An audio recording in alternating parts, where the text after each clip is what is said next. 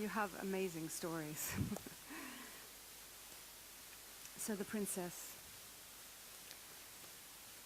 in that place in the darkness when she couldn't breathe, she suddenly opened her eyes. And right in front of her was the little man. And he held a bubble. He held it up to her face. She put her head in. Ah, air. She could breathe. She opened her eyes even wider and saw that the cave was so beautiful. It was full of tiny little silver fish. They were like a blanket of jewels swimming in perfect synchronization. She swam through them and felt them caress every part of her body and energize every cell. And then she swam to the surface. And the little man was there, and he put out his hand and helped her out of the water and showed her the way. The landscape on the other side of the river was completely different to where she had come from. Now there was a dirt path as far as she could see and just open, wide plains with nothing growing on them and perfectly flat. And she began to walk. She walked for minutes that felt like hours or perhaps days. She lost complete track of time. And then she found right ahead that there was a fence. And the fence went as far as she could see in every direction. And it was so tall it looked like it touched the clouds. But that was not what pierced fear into her heart. What did that was the giant that lay spread out right in front of the fence. She couldn't tell if he was dead or alive. She got a little bit closer and then she saw his chest move up and down and some spit drool down his face. He looked ferocious. His head was 10 times the size of an ordinary man's head, and she was magnetized by his ugliness.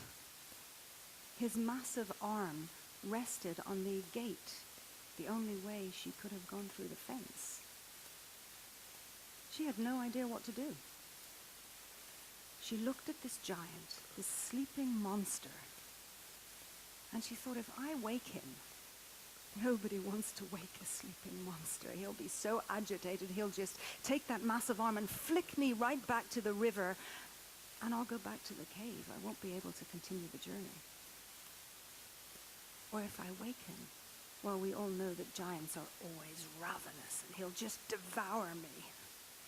She sat down with her head in her hands and thought, if only I had a plan. Now, this is a time I need a strategy. I can't think of one thing I can do. And then she felt a breeze, and she heard the whisper. Explore the cave, open the gate, descend the mountain range. Do not fear. The guards are your guides. But all there was fear and confusion and the thought that I just can't be smart enough right now. I have no idea what I'm supposed to do. It's funny how we get stuck in our thinking sometimes. I wonder how many of you have faced a sleeping monster. I think there's very few of us who don't have a sleeping monster in our lives at some time. Did you face it? Did you wake the monster? Or is it still sleeping? Are you still standing or sitting nearby, wondering what'll happen if you wake that monster? And it's the thinking. Can we shift the thinking? Come up with something different? The limits of our mind. The first time I heard of Kelly McGonigal was when I watched, probably like most of you, her TED Talk. And what really impressed me was that shift that she admitted in her thinking, the belief that something was the pure explanation of one idea, but actually she discovered something new. And I thought, wow, somebody who's willing to admit that.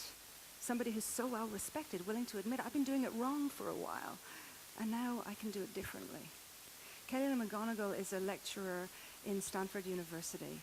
I think for most of you, if you haven't seen her TED Talk, you should. I checked this morning. She's had almost 6.5 million views. on her TED Talk about how to make stress her friend. She is the author of the book The Willpower Instinct, and she is a leading expert on body-mind relationship. And you know what? I think she's going to tell you the rest. So please join me and welcome Kelly McGonigal. I'm so excited to hear her speak.